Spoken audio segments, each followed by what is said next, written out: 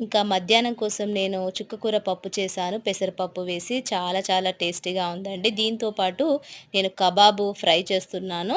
ఎందుకంటే కబాబ్స్ అంటే చాలామంది తెలిసి ఉండదు. ఏంటంటే మేము బక్రీద్‌లో మటన్ ఒస్తుంది గదా! మాకెక్కువ. అది మేము ఎండలో ఉప్పు, కారం వేసి ఎండలో ఆరనిస్తాము. ఆరనిచ్చిన తర్వాత చిన్న చిన్న పీసెస్‌లో కట్ చేసి డబ్బాలో నిల్వ చేసుకుంటాము. సంవత్సరం అంతా గూడా నిల్వ చేసుకొని ఉంచుకున్నా పర్వాలేదు, పాడవ్వవండి. ఇవి ఇంకా ఆయిల్‌లో డీప్ ఫ్రై చేసేసుకొని నంచుకొని తింటే చాలా టేస్టీగా ఉంటుంది. మన సంవత్సరం అంతా మటన్ తిన్న ఫీలింగ్ ఉంటుంది. చాలా ఎంజాయ్ చేస్తూ ఉండొచ్చు. Mutton kebabs. చూడండి, ఇక్కడైతే నేను ఫ్రై చేశాను. ఇంకా లంచ్ అయిపోయిన తర్వాత పిల్లల కోసం ఎండాకాలం గదండీ! షర్బత్ చేస్తున్నాను. షర్బత్ అయితే చేశాను. మా చిన్నబాబు చిన్న చిన్న ప్యాకెట్‌లోంచి బయట తెచ్చుకున్నాడు. ఆ ప్యాకెట్‌లో షర్బత్ ఫిలప్ జేసి డీప్ ఫ్రిడ్జ్‌లో పెట్టేసుకొని తాగుతాడంట.